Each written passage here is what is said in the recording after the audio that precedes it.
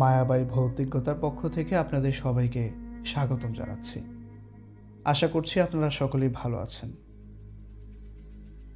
Africa মহাদেশের ছোট্ট একটি দেশ মরিশাস। সেই মরিশাসে বেশ কিছু বাংলাদেশি প্রবাসী সেখানে থাকেন। হাসান আলী ভাই তাদের মধ্যে একজন, এবং তিনি ওই দেশে 5 থেকে 6 বছর যাবৎ তিনি সেখানে আছেন। এবং তিনি পূর্বে একটি শপিং মলে চাকরি করতেন, এবং সেখানে চাকরি করে তিনি বেশ কিছু টাকা রোজগার করে পরবর্তীতে তিনি একটি সুপার শপ নিজেই বানিয়ে ফেলেন। তো সেই সুপার শপে বিভিন্ন ধরনের প্রোডাক্ট, খাবার এবং নিত্য প্রয়োজনীয় সকল জিনিসপত্রই তিনি সেখানে বিক্রি করতেন। এবং ওই অঞ্চলের যে মানুষজন আছে তারা বেশিরভাগ সময় ওই হাসান আলী ভাইয়ের যে সুপার শপটা ছিল সেখান থেকেই তারা কেনাকাটা করত। তো হাসান আলী ভাইয়ের যেই সুপার শপটা ছিল সেটা ছিল পোর্ট লুই অঞ্চলে, পোর্ট লুই সিটি। তো এবং ওই সিটিতে জনগোষ্ঠী পরিমাণ বেশ ভালোই ছিল। এবং যদি ধরা হয় যে মরিশাস দেশে বেশ অনেক ধরনের জনগোষ্ঠী বসবাস করে, এর মধ্যে ক্রেওল জনগোষ্ঠী খুবই জনপ্রিয়, এবং পোর্ট লুই অঞ্চলে বেশিরভাগ ক্রেওল জনগোষ্ঠীর মানুষজনই বসবাস করে। তো পোর্ট লুই অঞ্চলের যে সুপার শপ হাসান আলী ভাইয়ের, সেই সুপার শপের যে কর্মীদের তিনি নিয়োগ দিয়েছিলেন, সেই কর্মীদের মধ্যে বেশিরভাগই ছিল সেই ক্রেওল জনগোষ্ঠীর লোক। ওনার সুপার শপের একজন কর্মচারী ছিল সেই ক্রেওল জনগোষ্ঠীর একজন লোক, তার নাম ছিল দেম্বা। বয়স প্রায় 25 থেকে 30-এর ভেতরে এরকম একটা বয়স হবে। তো সে সেখানে বেশ অনেক বছর ধরে চাকরি করছে ওনার সেই সুপার শপে। তো সেই দেম্বার পরিবার যেখানে থাকে খুবই পাহাড়ি একটা অঞ্চল এবং জঙ্গলের টাইপের মতো একটা অবস্থা। বেশ কিছু পাহাড়ি নদীও সেখানে বিস্তৃত। তো সেই অঞ্চলেই তাদের ছোট থেকে বড় হয়ে ওঠা, এবং দেম্বার বাপ দাদারা সেখানেই বড় হয়েছে। তো তাদের বাড়ির যে অবস্থাটা ছিল, তারা খুবই গরিব ফ্যামিলির একটা, এবং দেম্বা বেশি একটা লেখাপড়া করেনি। ছোটোবেলা থেকেই সে ছোটোখাটো কাজকর্ম শিখে নিয়েছে। পরবর্তীতে এখন সে ওই হাসান আলীর সেই সুপার শপে কাজ করে। তো দেম্বার বাড়িটা ছিল পাহাড়ের একদম পাদদেশে, এবং তাদের বাড়ি থেকে একটু দূরে একটা পাহাড়ের ছোট নদী আছে। তো ছোটোবেলা থেকেই দেম্বা ওখানে মাছ ধরা শিখেছে, এবং যখনই সে বাড়িতে বেড়াতে যায়, ছুটিতে যায়, তখনই সে ওই নদী থেকে মাছ ধরে সে মাছগুলো সে বাজারে বিক্রি করে। তো দেম্বার পরিবারের সাথেই একটা ঘটনা ঘটে, এবং সেই ঘটনাটা বেশ লম্বা একটা ঘটনা। যেই ঘটনার কারণে তাদের পরিবার বেশ ক্ষতিগ্রস্ত হয়েছিল। শুধু তাদের পরিবার না, ওই অঞ্চলে যারা যারা ছিল প্রত্যেকেই এর ভুক্তভোগী ছিল। দেম্বা তারা আসলে খ্রিস্টান ধর্মাবলম্বী। ক্রেওল জনগোষ্ঠীর সদস্যদের মধ্যে 2 ধরনের খ্রিস্টান পাওয়া যায়। এর মধ্যে একটি হচ্ছে ক্যাথলিক খ্রিস্টান, এবং অন্যরা হচ্ছে প্রটেস্ট্যান্ট খ্রিস্টান।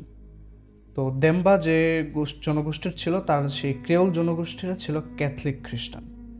এবং এর প্রভাব এসেছে আসলে ফরাসি উপনিবেশ আমলের মাধ্যমে। কারণ সেই সময়, যে আগেকার সময়ের কথা, ওই সময় দাসদের ধর্মান্তরিত করে খ্রিস্টান ধর্মে আনা হয়েছিল। তো তাদের পূর্বপুরুষের কথা এটা। তাদের দেম্বা যেটা বলেছিল যে তার দাদার বাবা নাকি ওই দাস প্রথার শিকার ছিল। ওইখান থেকে তাদের ধর্মান্তরিত করে এই খ্রিস্ট ধর্মে আনা হয়েছিল।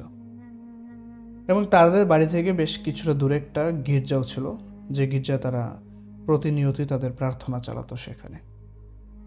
আসলে তাদের বাড়ির যে অবস্থানটা পাহাড়ের পাদদেশে হয়, এবং পাহাড়ের উপর বিরাট বড় বড় গাছ থাকার কারণে তাদের দিনের বেলাতেও তাদের বাড়ির আশেপাশে তেমন একটা আলো পড়তো না। মানে আমাদের সন্ধ্যার আগ মুহূর্তে যে আলোটা আমরা দেখতে পাই আকাশের অবস্থাটা, এরকম একটা অবস্থা থাকতো সারাদিন তাদের। এবং সন্ধ্যার প্রায় ঘণ্টাখানেক আগে থেকেই সেখানে অন্ধকার নেমে আসতো। তো এমন একটা অবস্থা ছিল তাদের সেই এলাকার। তাদের এলাকাতে বিদ্যুৎ তেমন একটা নেই, তবে বেশিরভাগ বাড়িতেই তারা তাদের কুপি বাতি বা এরকম কিছু জ্বালিয়ে তারা নিত্যদিনের কাজ চালাতো। তো দেম্বাদের পরিবার যে সময়টাতে একটা ঘটনার শিকার হয়েছে। সে সময়টা ছিল 2011 সালের দিকের কথা। তো সে সময় দেম্বা একটা ফ্যাক্টরিতে চাকরি করত, ওই মরিশাস অঞ্চলের একটা বড় শহরে। তো সেখানে চাকরিরত অবস্থায় সে পরিবারের ভরণ পোষণের দায়িত্ব নিয়েছিল। তার বাবা অনেক আগে থেকে অসুস্থ, যার কারণে প্রতিনিয়তই তার বাবার চিকিৎসার জন্য বেশ কিছু টাকার প্রয়োজন হয় এবং প্রায় 3-4 মাস পর পর তার বাবাকে একজন বড় ডাক্তার দেখাতে হয়। তো যে কারণে তার টাকার প্রয়োজন, সে বাড়ি ঘরের টুকটাক কাজ ছেড়ে দিয়ে ওই ফ্যাক্টরিতে সে জয়েন করে। ওই ফ্যাক্টরিতে সে কাজ করে এবং প্রতি মাসে একটা ভালো পরিমাণ টাকা সে তার ফ্যামিলিকে দিতে পারে, যে কারণে তার পরিবারের সদস্যরা ভালোভাবেই চলতে পারছিল এবং তার বাবারও চিকিৎসা করাতে পারছিল। তার ফ্যাক্টরিতে কর্মরত অবস্থায় একদিন সে বেশ লম্বা একটা ছুটি পায়, তো যে কারণে সে বাড়িতে চলে আসে। তো দেম্বা যখন বাড়িতে আসে দেখে তার বাবা খুবই অসুস্থ। ওই সময় তো অতটা একটা মোবাইল তারা ইউজ করতে পারতো না, তাদের কাছে কোনো ফোন ছিল না, যে কারণে তার বাবা সুস্থ নাকি অসুস্থ এরকম কোনো খবর সে নিতে পারেনি। তো লাস্ট সে বাড়ি থেকে যখন ফ্যাক্টরিতে গিয়েছে কাজে, তো প্রায় 1 মাস হয়ে গিয়েছে। তো 1 মাস পর সে বেশ একটা লম্বা ছুটি পাওয়ার কারণে সে বাড়িতে আসে। তো তার বাবা অসুস্থ, এদিকে তার হাতও খালি। তো যে কারণে তার বাবাকে নিয়ে এসে আসলে হসপিটালে যাওয়ার মতো তার অবস্থা ছিল না। সন্ধ্যার পর মানসিক ডিপ্রেশন তার অনেকটা বেড়ে গিয়েছিল। সে ঘর থেকে বেরিয়ে যায় এবং পাহাড়ি নদীর আশপাশ ধরে সে হাঁটছিল। ওই দিকটাতে, পাহাড়ি নদীর যে দিকটা, ওই দিকে জঙ্গলের যে জায়গাটা সেখানে একটু কম ছিল, আর পাহাড় থেকে একটু দূরে এখান থেকে দেখা যায় স্পষ্ট যে পাহাড় থেকে পাহাড়ি নদী নেমে এসে দিক দিয়ে বয়ে যাচ্ছে। তো ওই জায়গাটা খোলামেলা হওয়ার কারণে চাঁদের আলোতে বেশ ভালোই স্পষ্টভাবে দেখা যাচ্ছিল। তো পাহাড়ের আশেপাশে বেশ ছোট বড় অনেকগুলো পাথর রাখা। সেই পাথরগুলোর মধ্যে একটা পাথরে দেম্বা বসে পড়ে এবং বসে বসে তার বাবাকে নিয়ে সে চিন্তা করছিল। এখন তার হাত খালি, তার কাছে টাকা পয়সা নেই, সে কিভাবে তার বাবাকে ডাক্তার দেখাবে। এইসব বিষয় নিয়ে সে মাথা ঘামাচ্ছিল এবং সে বারবার নদীর দিকে তাকাচ্ছিল, আকাশের দিকে তাকাচ্ছিল। এমনটা সময় দেম্বা হঠাৎ করে শুনতে পায় বেশ কিছু শিয়ালের ডাক। তো দেম্বা হঠাৎ করেই নড়ে চড়ে বসে, যে এই এলাকায় তো সে আগে কখনো শিয়ালের ডাক শুনেনি। শিয়ালের ডাক সে শুনেছে, শিয়ালের ডাকের সাথে সে পরিচিত, অন্যান্য এলাকায় সে শুনেছে সমতল এরিয়াতে, কিন্তু এই পাহাড়ি এলাকায় তাদের বাড়ির আশেপাশে শিয়ালের ডাক সে এই প্রথমবারই শুনেছে। শুনে সে একটু নড়ে চড়ে বসে এবং সে খোঁজার চেষ্টা করে যে কোন দিক থেকে এই শব্দটা আসছে। সে চারদিক ভালো করে তাকায়, দেখে কিছুই নেই, অর্থাৎ চাঁদের আলোয় যতটুকু দেখা যাচ্ছে আশপাশটা সে দেখছিল যে কিছুই নেই, একদম খালি। হঠাৎ করে সে খেয়াল করে তার যে পাহাড়ি নদীটা যেখান থেকে নেমে এসেছে সেখানে তো একটু ঝোপঝাড় ছিল, ঘন জঙ্গল ছিল। তো ওই দিকে সে যখন তাকায়, সে তখন দেখে যে ঝোপঝাড়ের মধ্যে থাকা কিছু ছোট ছোট গাছ নড়াচড়া করছে এবং অনবরত সেটা নড়ে চড়েই যাচ্ছে, কোনো থামার নামগন্ধ নেই। তো সে যখন এই জিনিসটা দেখে, সে সাহসী ব্যক্তি ছিল স্বাভাবিকভাবে, তো সে ওইদিকে এগিয়ে যায়। এগিয়ে যাওয়ার পর সে দেখে যে ওই ঝোপঝাড়ের অংশটা নড়াচড়া করছে, ঠিকই কোনো আওয়াজ হচ্ছে না। সে চিৎকার করে ডাক দিয়েছে, কে ওখানে, ওখানে কে, এরকম সে বলছিল। বলার পরও কোনো উত্তর বা কোনো শব্দ সে পাচ্ছিল না। এবং সে যখন ওই ঝোপের কাছে যায়, যাওয়ার পর সে জিনিসটা দেখে, যে জিনিসটা সে দেখে সেটা হলো একটা শিয়ালের মতো একটা জিনিস এবং সাইজে বেশ অনেকটা বড়।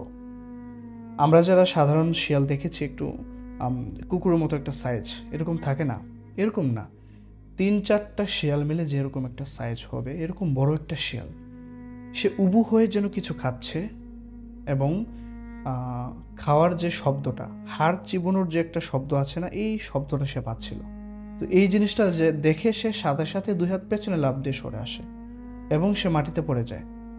তো যখন সে মাটিতে পড়ে যায় তখন ওই জিনিসটা তার দিকে ঘুরে তাকায়। তো সে ঝোপের পিছনের অংশে দেখেছিল, সে লাফ দিয়ে ঝোপের একটু দূরে সরে পড়ে। তো যে কারণে সে দেখতে পায় ওই শিয়ালের মতো জিনিসটা ঝোপ থেকে এক লাফ দিয়ে বেরিয়ে আসে। আসার পর সে দেখে ওই শিয়ালটার মুখে একটা হাড়, আমাদের কোমর থেকে পা অবধি যে একটা হাড় আছে, যেটাকে আমরা ফিমার বলি, যে আমাদের পুরো শরীরের সবচেয়ে লম্বা হাড়, সেই হাড়ের মতো একটা হাড় তার মুখে ঝুলে আছে, অর্থাৎ ওই শিয়ালের মুখে ঝুলে আছে। এবং সে দেখে যেটা বুঝতে পারছিল যে ওই হাড়ের সাথে এখনও কিছু মাংস লেগে আছে, এবং বোঝা যাচ্ছিল যে এটা মানুষের হাড়। টাটকা রক্ত হালকা টপটপ করে বেয়ে বেয়ে পড়ছে চারপাশ থেকে। তো এই জিনিসটা দেখার পর সে মানে কি করবে আসলে বুঝে পাচ্ছিল না। সে কোনো মতে সে উঠে দাঁড়িয়ে তার হাতে একটা পাথরের মতো ছিল, সে নিচ থেকে নিয়েছিল ছোট একটা পাথরের টুকরা। এই পাথরের টুকরাটা দিয়ে সে সজোরে ওই শিয়ালের মাথা বরাবর হিট করে। তো হিট করার সাথে সাথে দেম্বা যেটা দেখতে পায় যে ওই পাথরের অংশটা শিয়ালের শরীর ভেদ করে অপর পাশে চলে গিয়েছে। অর্থাৎ ওই শিয়ালটা দেখে মনে হচ্ছিল এটা ট্রান্সপারেন্ট। হ্যাঁ, ওইটা শিয়ালের শরীর ভেদ করে চলে গিয়েছে অপর পাশে। এই জিনিসটা দেখার পর তার আর বুঝতে বাকি রইল না যে এটা অস্বাভাবিক কিছু। সাথে সে পিছনের দিকে ঘুরে একটা দৌড় দিয়ে সে তার বাবার নাম ধরে চিৎকার করতে করতে করতে সে তাড়াতাড়ি তার বাড়িতে চলে আসে। সে একবারের জন্য পেছনে ফিরে তাকায়নি। এবং দেম্বা যেটা অনুভব করতে পারছিল, দৌড়ানোর সময় মনে হচ্ছিল তার পেছনে তার সমান তালে সমান গতিতে মনে হচ্ছিল 4 পায়ে কেউ যেন দৌড়ে আসছে। এবং সে ফিল করতে পারছিল শিয়ালটাই তার পেছনে দৌড়ে আসছিল। এবং এক দৌড় দিয়ে সে তার ঘরে চলে আসে এবং তার বাবা মাকে সে জোরে জোরে ডাকতে থাকে। পরিস্থিতি কিছুটা স্বাভাবিক হওয়ার পর দেম্বা যখন ওই বিষয়টা তার মায়ের সাথে শেয়ার করে, তো পরদিন সকালে দেম্বার মা তাদের যে গির্জার যে ফাদার আছেন, ওই ফাদারের সাথে তিনি কথা বলেন। তো কথা বলার পর সমস্ত কিছু তার ছেলে কি দেখেছে ওইসব বিষয়ে তিনি ওই ফাদারের সাথে কথা বলেন এবং ফাদারকে জানান। ফাদার ওইসব কথা শুনে যেটা বলেন যে ওই রকম আকৃতিতে কোনো শিয়ালের হয় না, ওটা হায়নার আকৃতি। এবং সে হয়তো কোনোদিন হায়না দেখেনি, যে কারণে সে চিনতে পারছিল না ওটা সম্পূর্ণ একটা হায়নার আকৃতি। এবং হায়না রূপে পুরোহিত যেটা বলছিল, ওই এলাকাতে হায়না রূপে একটা দানব ঘুরে বেড়ায় এবং খুব হিংস্র হায়না। সে জীবিত মানবদেহ ছিঁড়ে খেতে খুবই পছন্দ করে। এবং এই দানবের শিকার হয়েছে বহু মানুষ। এবং পুরোহিত যেটা বলে দেন যে তাকে, অর্থাৎ ওই গির্জার ফাদার যেটা বলে দেন যে তাকে এখানে আনতে হবে, এনে তাকে একটু শিখিয়ে দিতে হবে কিভাবে সে এসব থেকে বাঁচতে হবে। তো তার মা যখন এই কথাটা শুনে তিনি তার ছেলেকে বলেন যে তুই একটু সময় করে ওই ফাদারের সাথে একটু দেখা করে আয়। ফাদারের সাথে দেখা করার পর ওই ফাদার দেম্বাকে বিভিন্নভাবে শিখিয়ে দেন বিভিন্ন রিচুয়াল কিভাবে কি করতে হবে।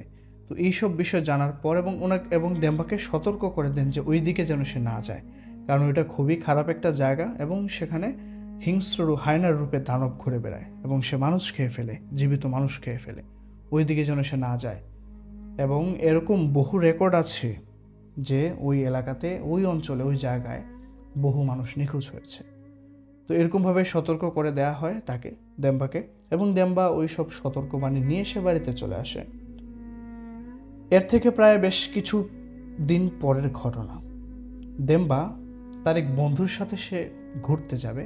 তার বাবার শরীরও কিছুটা সুস্থ হয়েছে বেশ। তো তার বন্ধুর সাথে সে চিন্তা করেছে সে ঘুরতে যাবে দেম্বা। তো সে চিন্তা করে যে তাদের যে বাড়িটা ছিল, অর্থাৎ পাহাড়ের পাদদেশে, ওই পাহাড়ি অঞ্চলের একদম শেষ প্রান্তে, অর্থাৎ ওই পাহাড়ের একদম শেষ অঞ্চলে যে জিনিসটা আছে, অর্থাৎ সমুদ্রের পাড়, ওই পাড়ে তারা ঘুরতে যেতে চায়। তো দেম্বা এবং তার একজন বন্ধু, তারা দুইজনে ঠিক করে তারা দুইজনে সেখানে যাবে, আর কাউকে তারা সেখানে নেবে না। এবং সেই বন্ধু যেটা তাকে জানায় যে ওই জায়গায় নাকি সন্ধ্যার পর গেলে সবচেয়ে ভালো হবে, চাঁদের আলোতে খুব সুন্দর লাগে, সমুদ্রের ঢেউ অনেক ভালো লাগে তাদের। তো এই বিষয়টা যখন তাদের মধ্যে ক্লিয়ার হয়, তখন তারা ঠিক করে যে একটা ডেট ঠিক করে, ওই ডেট ফিক্সড করে তারা ওই ডেট মতোই তারা চলে যায় সেখানে। তো সন্ধ্যার পর তারা রওনা দেয় সেখানে, এবং যেতে যেতে প্রায় রাত 8টা, সাড়ে 8টার মতো বেঁচে যায়। এবং তাদের যেটা প্ল্যান ছিল, ওই এরিয়ার পাশেই তাদের আরেকটা বন্ধুর বাসা ছিল, সেখানে ঘোরাঘুরি করে তারা তার বন্ধুর বাসায় থেকে তারপর পরের দিন সকালে তারা চলে আসবে। তো ওইখানে যাওয়ার পর তারা তাদের সেই বন্ধুকে নিয়ে 3 বন্ধু মিলে দেম্বা সেখানে চলে যায় এবং সমুদ্রের পাড় থেকেই পাহাড়ি অঞ্চলটা দেখা যায় একটু কাছেই, এবং বিশাল বড় বড় ঘন জঙ্গল, বিশাল বড় বড় মোটা গাছ। তো তারা সেই সমুদ্রের পাড়ে বসে নিজেদের মধ্যে কথা বলছিল, এবং দেম্বা তাদের জন্য তার মায়ের হাতে রান্না করা কিছু খাবার নিয়ে গিয়েছিল, এবং সেখানে বসে তারা সেই খাবারগুলো খাওয়া শেষ করে। তো একটা পর্যায়ে তাদের মধ্যে থেকে দেম্বার একজন বন্ধু সে বলে তার নাকি প্রস্রাবের বেগ পেয়েছে, সে প্রস্রাব করতে যাবে। তো সে একটু হেঁটে, কারণ সমুদ্রে খোলা জায়গায় সে প্রস্রাব করবে না, সে একটু হেঁটে একটু দূরে যায়, অর্থাৎ ওই পাহাড়ের পাশ বরাবর যায়, পাহাড় যেখান থেকে শুরু এবং ওখান থেকেই জঙ্গল শুরু। সে ওখানে যাওয়ার পর সে ওখানে দাঁড়িয়ে থাকে, এবং দেম্বা এবং তার বন্ধু দেখছিল যে সে ওখানে গিয়েছে। একটা পর্যায়ে তারা খেয়াল করে যে তার সেই বন্ধু হঠাৎ করেই, মানে কেউ যদি কাউকে ধরে টান দিয়ে ভেতরের দিকে নিয়ে যায়, এরকম যে একটা দেখা যায়, হঠাৎ করে কেউ টান দিয়ে ভেতরের দিকে নিয়ে গেল। সে দেম্বা দেখতে পেল তার সেই বন্ধুকে কেউ একজন হঠাৎ করে টান দিয়ে ওই জঙ্গলের ভেতর নিয়ে গেল। এই জিনিসটা দেখে তারা সতর্ক হয়ে যায় এবং দাঁড়িয়ে যায়, এবং দেম্বা তার ওই বন্ধুকে নিয়ে সাথে সাথে সেই জঙ্গলের কাছে যায়, গিয়ে দেখে যে সেখানে তার বন্ধু নেই, এবং তারা আশেপাশে খোঁজাখুঁজি করে, ভালো করে খোঁজাখুঁজি করছিল, কারণ অন্ধকারের মধ্যে তো তেমন কিছু দেখা যাচ্ছিল না, তারা কোনো আলোরও ব্যবস্থা করতে পারছিল না সেখানে। তো একটা পর্যায়ে যখন তারা আশপাশ ভালোভাবে খোঁজাখুঁজি করছিল, তারা কিছুই দেখতে পাচ্ছিল না। একটু গভীরে যখন তারা প্রবেশ করে, তখন দেম্বা এবং তার ওই আরেকটা বন্ধু ছিল, সে যেটা দেখতে পায়, তার যে বন্ধু কিছুক্ষণ আগে প্রস্রাব করার জন্য এখানে এসেছিল, সে উপুর হয়ে পড়ে আছে, এবং চারপাশে ছিন্ন ভিন্ন মাংসের টুকরো ছড়িয়ে আছে এবং রক্তের দাগ, কিন্তু আশেপাশে কেউ নেই। এই জিনিসটা দেখা মাত্রই দুইজনে তারা দুজন আতকে উঠে একটু পেছন দিকে সরে পড়ে, এবং তারা নিজেদের চোখে বিশ্বাস করতে পারছিল না তারা কি দেখছে। তারা সেই লাশটাকে, অর্থাৎ তার সেই বন্ধুর মৃতদেহটা ওখানেই পড়েছিল, শরীর ছিন্ন ভিন্ন অবস্থায়। তারা সেটাকে, অর্থাৎ উপুর হয়ে পড়েছিল, মুখ এবং শরীরের পেট, সামনের অংশটা মাটির দিকে করা ছিল। তো তারা যখন ওই তার বন্ধুর লাশটাকে ধরে সোজা করে, তখন তারা যেটা দেখতে পায় যে বুকের হাড়গুড় সম্পূর্ণ ভাঙা, এবং বুকের অংশে বিরাট বড় একটা ছিদ্র। ওই ছিদ্র দিয়ে ভেতরের জিনিসপত্র দেখা যাচ্ছে, এবং পুরো খালি, অর্থাৎ ভেতরে যে ফুসফুস থাকে বা হার্ট থাকে, এগুলো কিছুই নেই, পুরোটা খালি দেখা যাচ্ছে। অর্থাৎ তারা ছিদ্র দিয়ে দেখতে পাচ্ছিল যে পিঠের অংশের যে মেরুদণ্ডটা, ওই মেরুদণ্ডের হাড়টা দেখা যাচ্ছে, আর কিছুই না, বুকের অংশটা পুরো ফাঁকা। এবং তার আরেকটা জিনিস খেয়াল করে, তার জিহ্বাটা, অর্থাৎ তার এই বন্ধুর জিহ্বাটা সম্পূর্ণটা বেরিয়ে আছে সামনের দিকে, চোখটা একদম তাকিয়ে আছে খোলা অবস্থায়। এর মতো অবস্থায় দেখে তারা নিজেদের চোখে আসলে বিশ্বাস করতে পারছিল না, এবং তারা প্রায় তাদের অজ্ঞান হয়ে যাওয়ার মতো অবস্থা। তাদের দুজনের মাথা ঘুরছিল। এক দৌড় দিয়ে তারা সেখান থেকে বেরিয়ে আসে এবং চিৎকার চেঁচামেচি করতে থাকে। তো তাদের চিৎকার চেঁচামেচিতে দেম্বার বন্ধুর যে বাড়ি ছিল সেখানে, তাদের আশেপাশের প্রতিবেশীরা সেখানে ছুটে আসে, এবং তারা জিজ্ঞেস করে কি হয়েছে। তখন তারা মুখ দিয়ে আসলে কোনো কথা বলতে পারছিল না, দেম্বা নিজেও মুখ দিয়ে কোনো কথা বলতে পারছিল না। তারা তখন হাত দিয়ে ইশারা করে দেখিয়ে দেয় ওই দিকে যাওয়ার জন্য। তখন ওই লোকেরা সেদিকে যায়, গিয়ে ওই তার বন্ধুর এই অবস্থা দেখে তারা তাদের বন্ধুর সেই লাশটাকে নিয়ে আসে।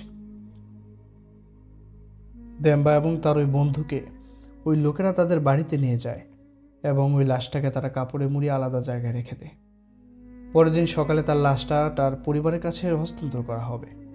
তো দেম্বা ওই রাতের মতোই তারা ঘুমিয়ে পড়ে সেই তার বন্ধুর বাড়িতে, এবং তাদের ঘরটা ছিল টিনের ঘর, কাঠ দিয়ে তৈরি বেশিরভাগ, এবং নিচের ফ্লোরটা ছিল কাঠের পাটাতন। তো ওই অংশে একটা ছোট বিছানা ছিল, সেখানেই দেম্বা এবং তার সেই বন্ধু ঘুমিয়ে পড়েছিল, এবং তাদের পরিবারের সদস্যরা বুঝতে পারছিল যে তাদের শারীরিক কন্ডিশন খুবই খারাপ। তো রাতের খাবার দাবার শেষ করে তারা ঘুমিয়ে পড়ে সেখানে। হঠাৎ করে দেম্বার ঘুম ভাঙে, যেন কেউ কথা বলছে, ফিসফিস করে কথা বলছে কেউ, এবং দেম্বা এই কথাটা শুনে মনে হচ্ছিল যে ঘরের বাইরে উঠোনটা ছিল একদম বিচের পাড়েই, বালু পুরোটা সামনের অংশটা, এবং একটু দূরেই সমুদ্র। তো সে উঠে যায়, বিছানা থেকে উঠে সে এই ফিস ফিস শব্দটার উৎস খুঁজতে থাকে। তো সে যখন ওই বাড়ি থেকে বের হয়ে যায় তখন সে দেখতে পায় যে ওই বিচের মধ্যে দুইজন ব্যক্তি দাঁড়িয়ে আছে এবং তারা নিজেদের মতো কথা বলছে। দেম্বার তখন জানার আগ্রহ জাগে তার মধ্যে যে ওই দুইজন ব্যক্তি কে, তার একটু জানার আগ্রহ জাগে এবং সে ওই দুইজন ব্যক্তির সামনে গিয়ে দাঁড়ায়। সামনে গিয়ে দাঁড়ানোর পর দেম্বা যেটা দেখে, তার কিন্তু ওই সময় তার মাথায় আসছিল না যে তার সেই বন্ধুকে যে মারা গিয়েছে, তার ছিন্ন ভিন্ন বডি সে দেখেছে, ওই কথাটা আসলে তার মনে ছিল না। সে স্পষ্ট দেখতে পাচ্ছে সে ওই বন্ধুটা এখানে দাঁড়িয়েছে, তার ওই বন্ধু সেখানে দাঁড়িয়ে আছে এবং আরেকটা অপরিচিত লোকের সাথে সে ফিসফিস করে কথা বলছে। তো এই জিনিসটা দেখার পর সে বলে যে তুই এখানে কি করছিস, তুই এখানে বাইরে একা কি করছিস, ভেতরে আয়, আমরা ঘুমাবো একসাথে। তো সে নাকি বলছে যে না, আমি এখন ঘুমাতে পারবো না, আমি চলে যাব এক জায়গায়, তুই গিয়ে ঘুমিয়ে পড়। তো তার বন্ধুর সাথে যে অপরিচিত লোকটা ছিল সে দেম্বাকে বলে যে তুমিও আমাদের সাথে চলো, আমাদের সাথে গেলে তোমার ভালো লাগবে। এই কথা বলার পর দেম্বা রাজি হয়ে যায় যে হ্যাঁ, আমি যেতে চাই। তো ওই দুইজন ব্যক্তি, অর্থাৎ দেম্বার সেই কিছুক্ষণ আগে, অর্থাৎ সে মারা যাওয়া বন্ধু এবং ওই লোকটাকে যখন সে দেখে, তো তারা বলছিল যে তাদের সাথে যাওয়ার কথা। তখন দেম্বা বলে যে তাহলে তার ওই বন্ধু যে ছিল, আরেকটা বন্ধু, সে তাকেও নিয়ে আসতে চায়। তো এই কথা যখন সে বলে তখন ওই দুইজন ব্যক্তি বলে যে ঠিক আছে, তুমি তাকেও নিয়ে আসো। তো দেম্বা তখন পেছন ঘুরে ওই বাড়িতে ঢুকে পড়ে এবং ঢুকে তার সেই বন্ধুকে হাত দিয়ে নাড়া দেয়। তো তার বন্ধুকে যখন সে হাত দিয়ে নাড়া দিতে থাকে, তার বন্ধু অপর পাশ ফিরে শুয়েছিল। তো হাত দিয়ে যখন সে তার বন্ধুকে তার শরীর ধরে নাড়া দেয়, তার বন্ধু যখন তার দিকে ঘুরে তাকায়, দেম্বা যে জিনিসটা দেখতে পায়, তার বন্ধুর পুরো শরীর কালো কুচকুচে হয়ে আছে এবং তার মুখটা এত বিচ্ছিরি দেখাচ্ছে সে তার বমি আসার উপক্রম। মাথার চুলগুলোতে মনে হচ্ছে জটলা পেকে আছে এবং তার শরীর থেকে পচা একটা দুর্গন্ধ আসতেছে। মনে হচ্ছে যে কোনো মাছ টাছ বা কোনো খাবার যদি পচে যায়, কোনো প্রাণীর দেহ যদি পচে যায়, তাহলে যে একটা দুর্গন্ধ বের হয় শরীর থেকে, এরকম একটা দুর্গন্ধ দেম্বা পুরোপুরিভাবে পাচ্ছিল। এই জিনিসটা দেখার পর দেম্বা তখন ওইখান থেকে সরে আসে। তো দেম্বা যখন ওইখান থেকে সরে আসে তখন সে বাইরের দিকে ছুটে যায় তার ওই বন্ধুকে ডাকার জন্য। সে যখন বাইরে এসে দেখে যে ওই দুজন, তার বন্ধু এবং আরেকজন অপরিচিত লোক ছিল, দেখে ওই অপরিচিত লোক এবং তার সেই বন্ধুর চেহারা এবং শরীর, সে ভেতরে যে বন্ধুকে দেখে এসেছিল ঠিক সেরকম, কোনো পরিবর্তন নেই। তো একটা পর্যায়ে সে যখন পেছন ফিরে তাকাবে এবং সে মনে করছিল যে তার পরিবারের অন্যান্য সদস্যদেরকে ডাকবে, তখন দেখে তার ঘরের ভেতর থেকে ওই বন্ধুটা বের হয়ে আসছে এবং সে ওই ঘর থেকে এত স্পিডে দৌড় দিয়ে সে তাকে ক্রস করে চলে যায়। সে মানে মুহূর্তের মধ্যে এই জিনিসটা ঘটে গেছে, সে আসলে আন্দাজ করতে পারেনি।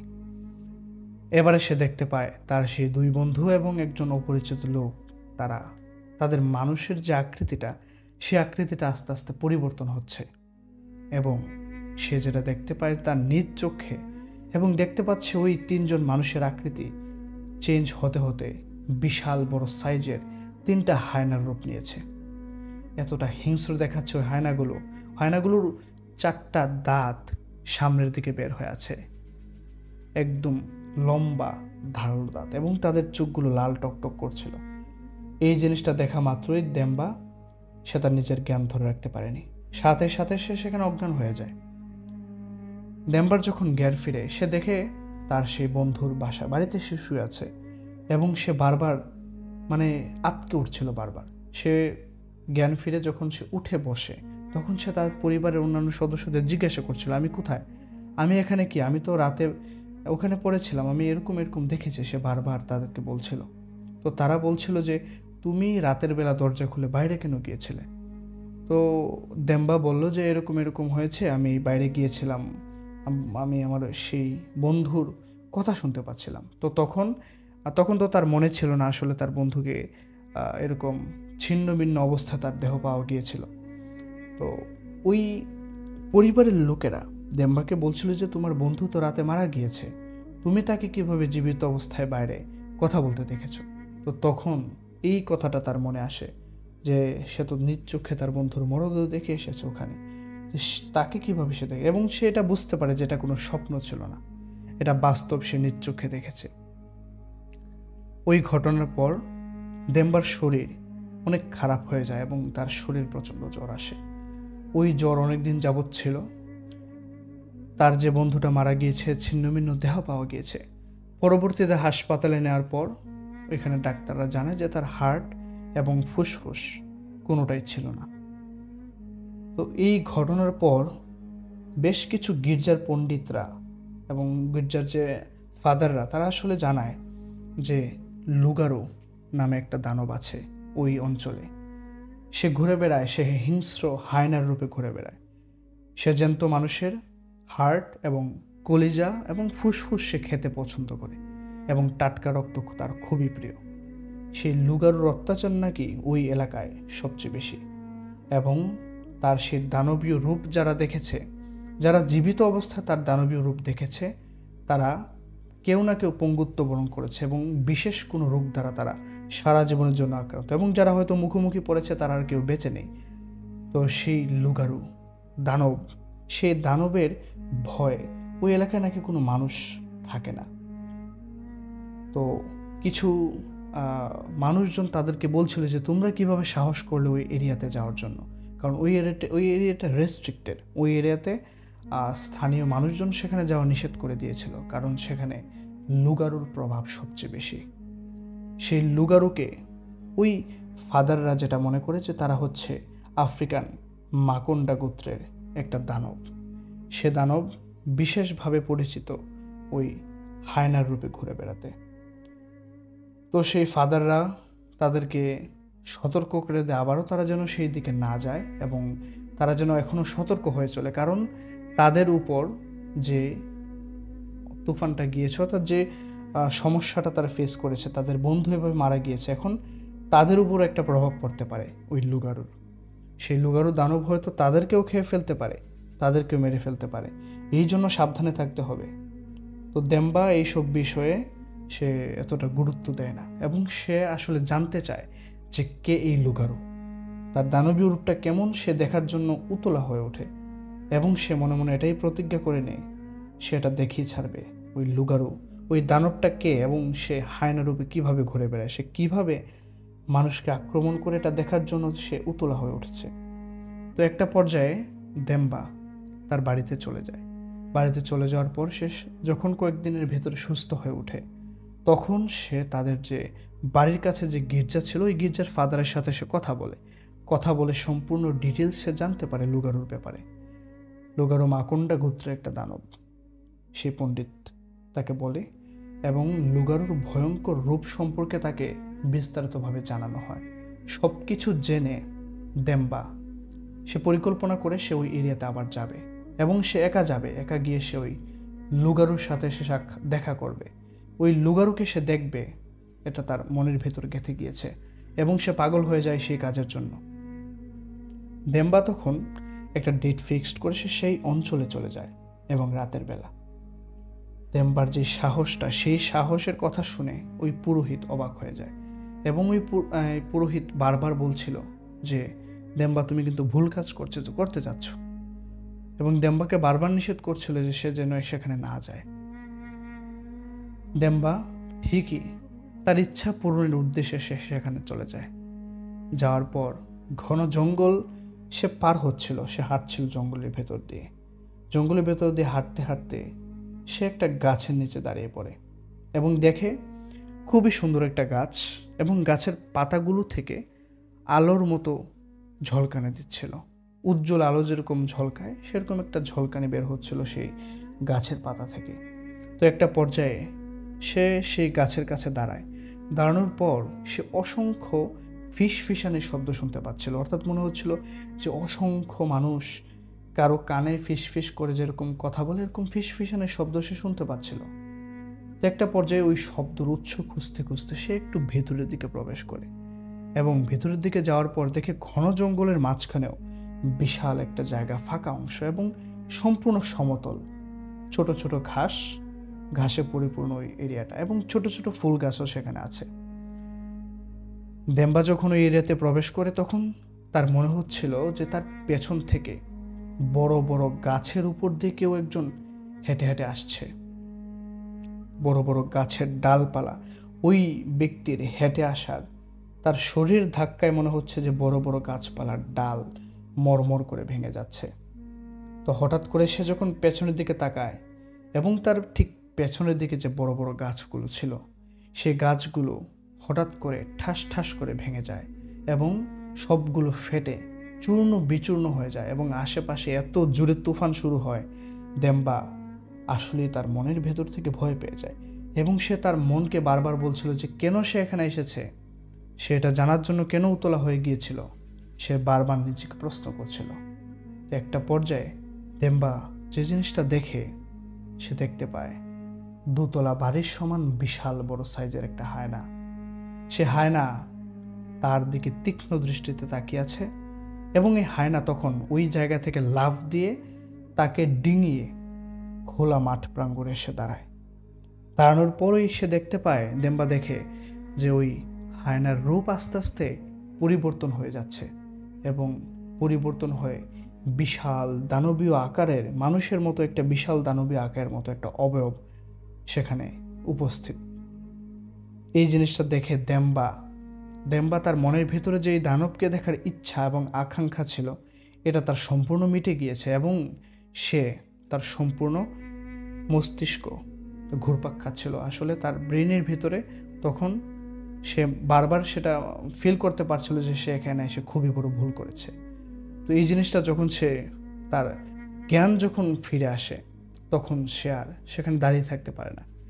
সে চোখ বন্ধ করে যেদিকে পারে সে সোজা দৌড় দেয়। সে যত দৌড়াচ্ছিল ততই মনে হচ্ছিল সে হাওয়ার উপর ভাসছে। অর্থাৎ আমাদেরকে যদি আকাশের উপর থেকে, প্লেন থেকে যদি ফেলে দেওয়া হয়, আমরা যদি হাত পা ছোড়াছুড়ি করি, তো আমাদের যেরকম একটা ফিল হয়, এরকম তার ফিল হচ্ছিল। এবং সে যখন চোখ খুলে তখন সে দেখতে পায় সে মাটি থেকে বেশ কয়েক ফুট উপরে, এবং সে নিচে দেখতে পাচ্ছিল বিশাল বড় বড় গাছ। সেই গাছের উপরে সে হাওয়ায় ভেসে আছে। এবং দেম্বা যখন এই জিনিসটা দেখে, সে তার পুরোহিতের কথাগুলো তার তখন মনে পড়ে যায়। ওই যে গির্জার যে পুরোহিত, ওই পুরোহিতের কথা তার মনে পড়ে যায় এবং ওই পুরোহিত তাকে কিছু মন্ত্র শিখিয়ে দিয়েছিল। সে মন্ত্রগুলো সে বারবার উচ্চারণ করছিল এবং একটা পর্যায়ে সে মন্ত্রগুলো উচ্চারণ করার পর সে ফিল করতে পারে সে ভূমিতে ফিরে এসেছে, ভূখণ্ডে ফিরে এসেছে এবং সে মাটির স্পর্শ পায়। মাটির স্পর্শ পাওয়ার পর সে আবার দৌড়াতে থাকে, যেদিকে চোখ যায় সেদিকে দৌড়াতে থাকে। কিন্তু এত বড় ঘন জঙ্গলের ভেতর সে প্রবেশ করেছে, আসলে সে কোনো দিক খুঁজে পাচ্ছিল না। সে কোন দিকে দৌড়াচ্ছে সে স্পষ্টভাবে বুঝতে পারছিল না। তার মনে হচ্ছিল সে বারবার এই জঙ্গলের ভেতর একই জায়গায় ঘুরছে একটু পরপর। এত স্পিডে দৌড়ানোর পর, এতক্ষণ যাবৎ দৌড়ানোর পর দেম্বার শরীর ক্লান্ত হয়ে যায় এবং ক্লান্ত হয়ে সে সেখানে একটা জায়গায় সে বসে পড়ে এবং সে যেখানে বসে সেখানে কিছুক্ষণ বসার পরই তার নাকে একটা দুর্গন্ধ আসতে থাকে। ওই যে কোনো প্রাণী পচে গেলে যে দুর্গন্ধ আসে, সে যে দুর্গন্ধ তার বন্ধুর বাড়িতে পেয়েছিল, সেই দুর্গন্ধ সে টের পাচ্ছিল। সেই দুর্গন্ধ যখন সে টের পায় তখন সে তার পেছনের দিকে তাকায়। পেছনের দিকে তাকানোর পর সে দেখতে পায় শত শত মানুষের লাশ সেখানে পড়ে আছে। একদম মানুষ, সুস্থ সবল মানুষ যেরকম, মধ্যবয়সী মানুষ যেরকম, পুরুষ মহিলা প্রত্যেকের লাশ, সবার লাশ এখানে পড়ে আছে এবং প্রত্যেকের বুকের অংশটুকু বড় একটা ছিদ্র করা। এবং দেম্বা যেটা দেখতে পায় যে তাদের বুকের ভিতরে কিছু নেই, কলিজা, হার্ট, ফুসফুস একদম খালি, কিছু নেই। এবং তাদের শরীরের কিছু ছিন্ন ভিন্ন মাংস আশেপাশে ছড়িয়ে ছিটে আছে। অসংখ্য পোকা মাকড় এবং ছোট ছোট উড়ে পোকা যে উড়ে লাশের আশেপাশে, এরকম পোকা কিলবিল করছে সেখানে। এগুলো দেখে দেম্বার সহ্য করতে পারে না। সে গন্ধে এবং এই দৃশ্য দেখে সে সাথে সাথে সেখানে বমি করে দেয়। বমি করে তার তো শরীর আরও খারাপ হয়ে গিয়েছে, আরও দুর্বল হয়ে পড়েছে। সে আর সহ্য করতে পারে না সেগুলো। সে সেখান থেকে উঠে দাঁড়ায় এবং তার মুখ দিয়ে তখনও লালা পড়ছিল। বমির পরও মুখ দিয়ে একটু লালা বের হয়, তো সেরকম লালা তার মুখ দিয়ে তখনও পড়ছিল। সে ওখান থেকে ছুটে এক দৌড় দিয়ে যাওয়ার পর সে একটা পাহাড়ি নদীর পাড়ে পড়ছে এবং সে সেটা বুঝতে পারে যে ওই পাহাড়ি নদীর ওই পাড়ে তার বাড়ি। সেটা স্পষ্ট দেখতে পাচ্ছিল, কারণ চাঁদের আলোয় তো ওই তার বাড়ির আশেপাশে, তার বাড়ির পাশে যে পাহাড়ি নদীটা ছিল, ওই নদীর পাশটা একদম খালি ছিল, কোনো জঙ্গল ছিল না, আর পাহাড় একটু দূরে ছিল। তো যে কারণে সে বুঝতে পারে যে তার বাড়ির কাছে এসে পড়েছে। ওই পাহাড়ি নদীর পাড়ে যখন সে দাঁড়ায়, তখন সে দূর থেকে দেখতে পায় যে ওই নদীর পাড়ে তো ছোট বড় বেশ কিছু পাথর ছিল। দেম্বা যেটা দেখতে পায়, ওই বড় পাথরের পাশে তার বাবা দাঁড়িয়ে আছে। স্পষ্টভাবে দেখতে পাচ্ছিল তার বাবাই সেখানে দাঁড়িয়ে আছে। সে দেখে সে অবাক হয়ে যায় এবং সে ডাকে তার বাবাকে, বাবা, আমি অনেক বড় বিপদ থেকে বেঁচে ফিরেছি, আমাকে বাঁচাও। সে বারবার বলছিল এবং সে তার বাবার কাছে এগিয়ে যাচ্ছিল। এবং যখন সে তার বাবার কাছে যায় এবং সে দেখতে পায় যে তার বাবার পেছন থেকে ওই বিশাল আকৃতির হায়না সেখানে চলে আসে এবং সে এক কামড়ে তার বাবার মুন্ডু ধরে উপরের দিকে টান দেয়। এত জোরে সে কাজটা করে এবং এত দ্রুত সে কাজটা হয় যেই কারণে দেম্বা দেখতে পায় তার বাবার মুন্ডুটা মাথা থেকে আলাদা হয়ে হায়নাটার মুখে চলে যায় এবং তার বাবার সে নিথর দেহটা ঠাস করে মাটিতে পড়ে যায়। এই জিনিসটা দেখা মাত্রই সে আর নিজেকে সহ্য করতে পারছিল না এই পরিবেশটা। সাথে সাথে সে সেখানে অজ্ঞান হয়ে পড়ে যায়। দেম্বার যখন আবার জ্ঞান ফিরে, তখন সে দেখতে পায় সে তার বাড়িতে শুয়ে আছে এবং তার মা সেখানে বসে আছে এবং সে যেটা দেখতে পায় তার বাবাও সেখানে বসে আছে। সে তার বাবাকে জড়িয়ে ধরে এবং সে রাতের কথাগুলো বলছিল, সে রাতে কি পরিস্থিতিতে পড়েছিল। সে রাতের বেলা এখান থেকে বের হয়ে সে ওই দানবের খোঁজ করতে গিয়েছিল, দানবকে দেখার ইচ্ছা তার জেগেছিল, সেখানে যে বড় জঙ্গলে গিয়েছিল এবং সে সেখানে কি পরিস্থিতিতে পড়েছে এবং লাস্ট পর্যায়ে সে তার বাবাকে এরকম অবস্থায় দেখেছিল, সেগুলো বলছিল তার বাবা মায়ের সাথে। তখন তার বাবা তাকে জড়িয়ে ধরে কাঁদতে থাকে এবং বলে, তুই কেন গিয়েছিলি কাজ করতে? ওই গির্জার ফাদার বা ওই গির্জার পুরোহিত তোকে বারবার নিষেধ করে দিয়েছে, তুই কেন তারপরে গিয়েছিলি? ওই গির্জার ফাদারকে তখন ডেকে আনার পর গির্জার ফাদার জানায় যে খুব ভাগ্যক্রমে সে ওই দানবের হাত থেকে বেঁচে গিয়েছে। কারণ ওই লুগারু দানব কাউকে ছাড়ে না। ওই লুগারু দানবের সামনে যে পড়ে সে কখনোই বেঁচে ফিরতে পারে না। ওই লুগারু দানবকে তার শরীর দিয়ে দিতে হয়, অর্থাৎ তার শরীরের হার্ট, ফুসফুস, কলিজা এগুলো দিয়ে দিতে হয় ওই লুগারুকে। ওই ফাদার তখন যেটা বলে যে দেম্বার শরীরে তিনি একটা তাবিজের মতো জিনিস বেঁধে দিয়েছিলেন, যেটার ক্ষমতায় সে বেঁচে ফিরেছে। কিন্তু দেম্বা স্বাভাবিক অবস্থায় বাড়িতে ফেরেনি। দেম্বার এক বাম হাতের 2টা আঙুল সম্পূর্ণভাবে থেতলে গিয়েছিল এবং পরবর্তীতে ডাক্তার দেখানোর পর দেম্বার ওই হাতের আঙুলগুলো কেটে ফেলা হয়। ওই দিনের পর থেকেই দেম্বার পরিবারের অন্যান্য সদস্যরা ফেস করতে থাকে অতিপ্রাকৃত ঘটনা। দেম্বা প্রতিদিন রাতেই স্বপ্ন দেখত, খুবই বীভৎস স্বপ্ন, এবং প্রতিটা স্বপ্নে সে আটকে উঠত। সে লাফ দিয়ে ঘুম থেকে উঠে যেত। স্বপ্নটা এরকম থাকতো এবং দেম্বা প্রথম দিন যে স্বপ্নটা দেখে, একটা হাসপাতালে বেডে সে শুয়ে আছে এবং হাসপাতালটা দেখে মনে হচ্ছিল বেশ পুরনো এবং অনেক বছর ধরেই ব্যবহার করা হয় না। হাসপাতালের বিশাল বড় হল রুমে একটা মাত্র সিট, ওই সিটে সে শুয়ে আছে। হঠাৎ করে সে শুনতে পায় দূর থেকে কেউ একজন হেঁটে আসছে এবং সে দেখতে পায় কালো কাপড় পরা, মাথায় ঘুমটা দেয়া, হাতে একটা থালা এবং গ্লাস রাখা একটা ব্যক্তি তার দিকে হেঁটে আসছে এবং কাছে আসার পর ওই ব্যক্তিটা ওই গ্লাসটা হাতে নিয়ে দেম্বার দিকে হাত বাড়িয়ে দেয় এবং বলে এই পানীয়টা পান করতে। দেম্বা যখন ওই গ্লাসটা হাতে নেয় এবং গ্লাসের দিকে সে যখন তাকায়, দেখে সম্পূর্ণটা গ্লাস লাল রক্তে টকটক করছে। এই জিনিসটা দেখা মাত্রই সে আঁতকে ওঠে ঘুম থেকে। সেটা কি দেখলো? ঘুম থেকে জেগে ওঠার পর তার শ্বাস প্রশ্বাস সেটা বেড়ে যায়, সে জোরে জোরে শ্বাস নিতে থাকে। তো এইসব বিষয়ে সে নানান ধরনের ভয়ানক স্বপ্ন সে প্রতিনিয়ত সে দেখতে থাকে। এদিকে তার পরিবারের অন্যান্য সদস্যরা, অর্থাৎ দেম্বার পরিবারে তো তখন শুধু তার বাবা এবং তার মাই ছিল, কারণ দেম্বা তার বাবা মায়ের একমাত্র সন্তান। তো তার বাবা মা থাকতো এক রুমে এবং দেম্বা থাকতো আরেক রুমে। তার বাবা মা একদিন রাতে ঘুমিয়ে আছেন। তো দেম্বার বাবা যখন ঘুম থেকে উঠে তিনি ওয়াশরুমে যাবেন, তো এমনটা সময় তিনি দেখেন যে ঘরের দরজাটা খোলা। তো ঘরের দরজাটা যখন তিনি খোলা দেখেন, তখন ওনার সন্দেহ হয় যে কেউ কি ঘরে ঢুকেছিল চুরি করতে। তো তিনি একবার নজর দেন দেম্বার রুমের দিকে এবং দেখেন যে দেম্বা বিছানায় নেই, বিছানা সম্পূর্ণ খালি। এবং তিনি ওই দরজা যখন খোলা পেলেন, তখন তিনি বাইরে বের হলেন। বাইরে বের হয়ে তিনি দেখেন দেম্বা অস্বাভাবিকভাবে নৃত্য করতেছে উঠানে, অস্বাভাবিকভাবে নাচতেছে।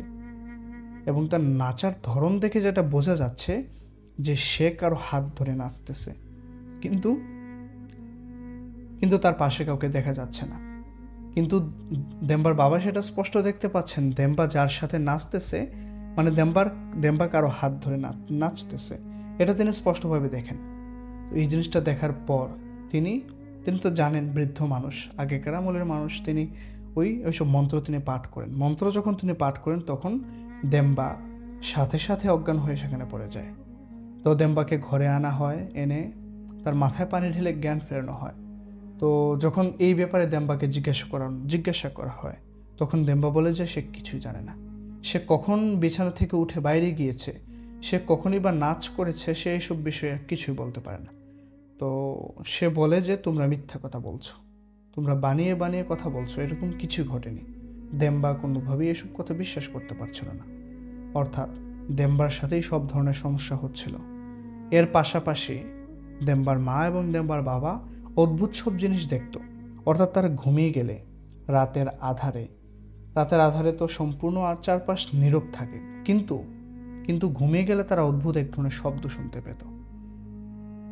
কোনো কুকুর, শিয়াল বা যেটাই হিংস্র প্রাণী বলেন, তারা যখন কোনো মাংস বা কোনো হাড় যখন তারা চিবিয়ে চিবিয়ে খায়, যেরকম একটা মর্মর শব্দ হয় না, ঠিক সেরকম শব্দ তারা প্রতিনিয়ত রাতে তাদের ঘরের চারপাশ থেকে শুনতে পেত। এরকম একটা শব্দ প্রতিনিয়ত তারা শুনত। এদিকে দেম্বার শরীর প্রতিনিয়ত খারাপ হতে থাকে এবং একটা পর্যায়ে এমন হয়, দেম্বার মানসিক অবস্থা খুবই খারাপ হতে থাকে এবং সে তার বাবা মায়ের সাথে খুবই খারাপ ব্যবহার করে। যেই কাছে যায় তাকে সে কামড় দিতে আসে। এই একটা সমস্যা খুবই বেশি হয়েছিল দেম্বার সাথে। তার বাবা তার কাছে গেলে তাকে সে কামড় দিতে আসে, তার মাও যখন তার কাছে যায় তখনও সে কামড় দিতে আসে।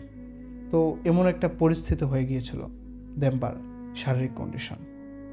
এভাবে বেশ কিছুদিন চলার পর দেম্বার বাবা বিভিন্ন জায়গা থেকে বিভিন্ন ধরনের পুরোহিত বা হিন্দু তান্ত্রিক সে নিয়ে এসে ওই দেম্বাকে দেখিয়েছে এবং তাদের কাছে জানতে চেয়েছে দেম্বার বাবা যে তার আসলে সমস্যাটা কি।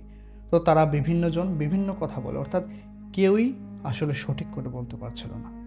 তো একটা পর্যায়ে দেম্বার বাবা একজন তান্ত্রিকের খোঁজ পান। অর্থাৎ ওই মরিশাস দেশে তো বিভিন্ন ধরনের বিভিন্ন জনগোষ্ঠীর মানুষ থাকতো, ভারতীয় মানুষও বেশ অনেকজন ছিল। তো সেখানে একজন ভারতীয় নাগরিক ছিল।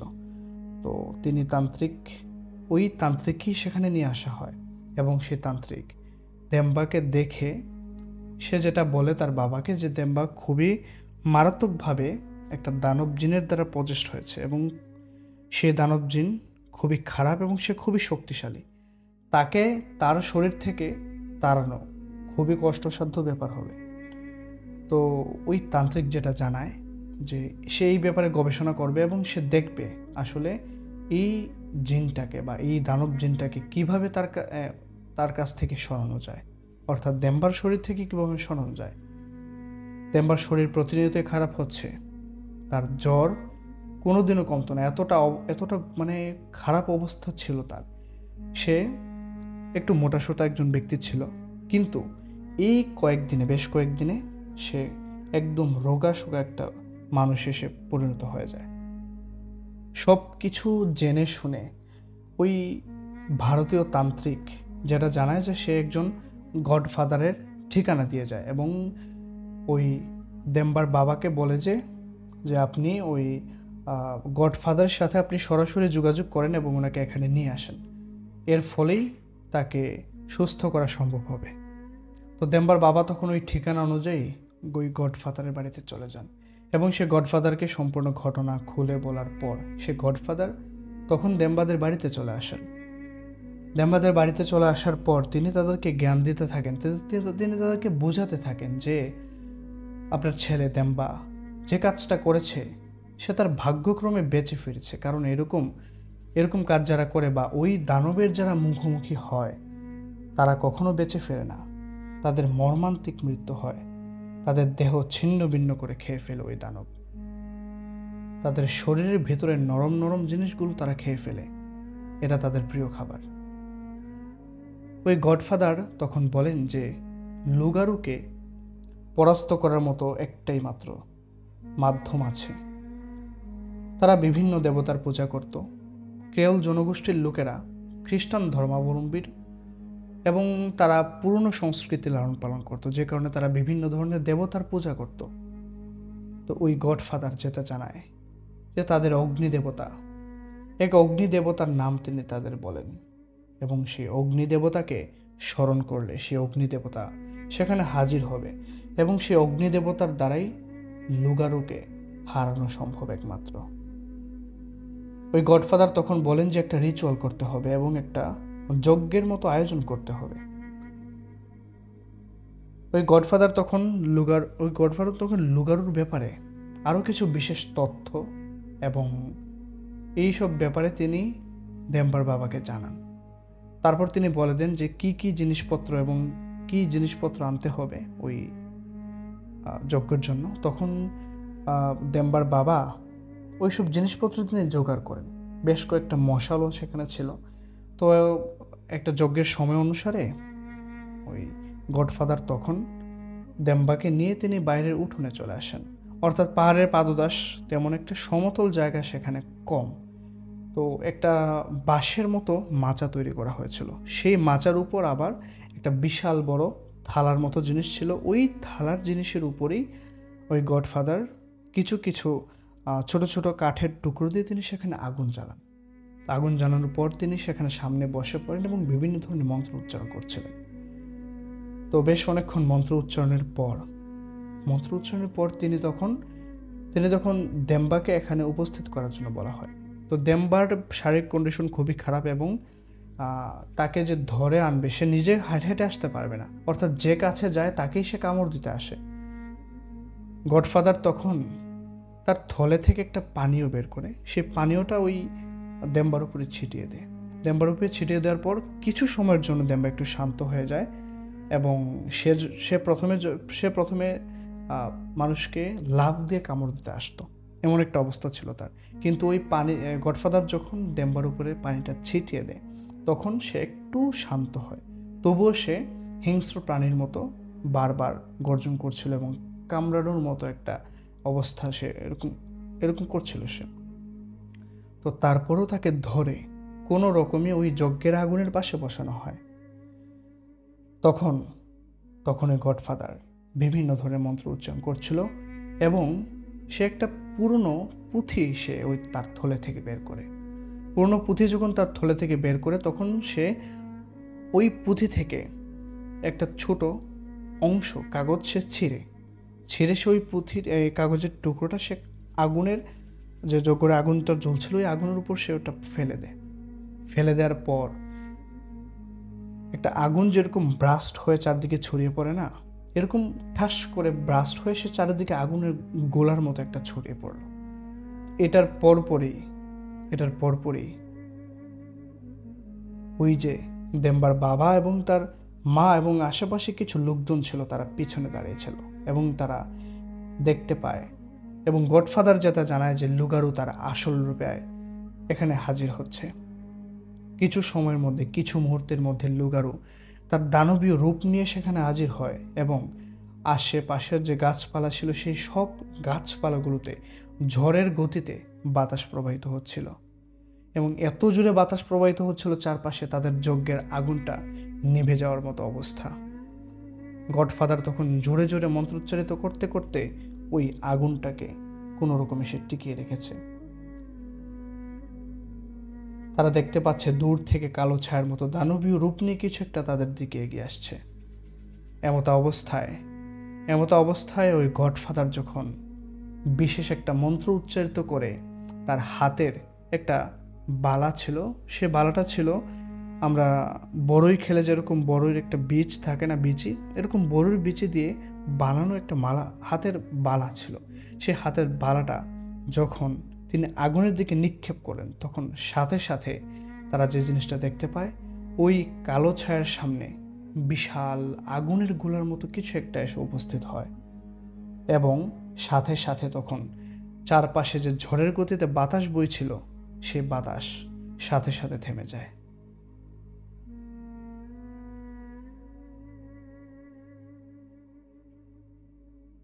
আসসালামু আলাইকুম লিসেনার্স, সামির আনসারি এসে পড়লাম মায়াবী ভৌতিকতার আজকের এপিসোডে। আশা করি সবাই ভালো আছেন, সুস্থ আছেন। সবসময় যেটা করি, ছোট ঘটনা শেয়ার করি। আজকেও বেশ কিছু ছোট ঘটনা শেয়ার করবো। তো শুরুতে যার ঘটনা শেয়ার করবো তার নাম শিশির মল্লিক। তিনি আমাদেরকে অনেক আগে মেইলে ঘটনাটি পাঠিয়েছিলেন, তো সেটাই আজকে আপনাদের মাঝে আমি এখন উপস্থাপন করছি। ঘটনাটি ঘটে 2019 সালের সেপ্টেম্বর মাসে। আমরা থাকি ময়মনসিংহের মাসকান্দা নামক এলাকায়, সেখান থেকে পড়াশোনা। আমরা 6 বন্ধু মিলে একটা মেসে থাকি। আপনারা যারা ময়মনসিংহ থাকেন, মাসকান্দা নাম হয়তো অনেকে শুনেছেন। যাই হোক, আমরা 3টি রুম এরকম আমরা ভাগ করে নিয়েছিলাম। তো এক রুমে 2 জন, বাকি 2 রুমে 3 জন। আমরা মোট সবাই মিলেমিশে এরকম 6 বন্ধু মিলে আমরা থাকতাম আর কি। তো রুম দুটো ছিল পাশাপাশি। তো ঘটনা ঘটে যায় আমাদের রুমে একটা বারান্দা আছে, বাইরে থেকে গ্রিল করা এবং অর্ধেক দেয়াল। একমাত্র আমাদের রুমের দরজা খোলা ছাড়া সেই বারান্দায় যাওয়া অসম্ভব। তো সেদিন রাত্রেবেলায় সেই 2 জন ছিল না, ছিলাম শুধু আমরা, বাকি বন্ধুগুলা। তো অন্য দিন থেকে সেই দিন অনেক আগেই আমরা খাওয়া দাওয়া করে শুয়ে পড়ি।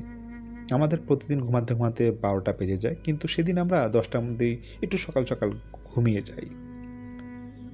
ঠিক 11:30 কিংবা 11:40 আমি প্রথমে শুনতে পাই আমাদের বারান্দা থেকে কেউ দরজা নক করছে। একটা কথা, আমাদের রুম থেকে বারান্দা যেতে হলে কাঠের একটা দরজা পার হয়ে যেতে হয়।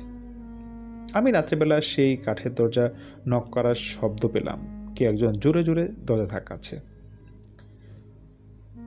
তো প্রথমটা ঘুম থেকে উঠে যেটা হয় যে লাইট জ্বালিয়ে ফির দেখলাম আমার রুমমেটের মধ্যে কেউ বারান্দা আছে কিনা, কিন্তু আমার রুমমেটরা সবাই ঘুমাচ্ছিল। আমি সবাইকে দেখলাম ঠিকভাবে। কিছুক্ষণ পর লাইট অফ করে শুয়ে পড়লাম। তখন আবার সেই শব্দটি হতে লাগলো।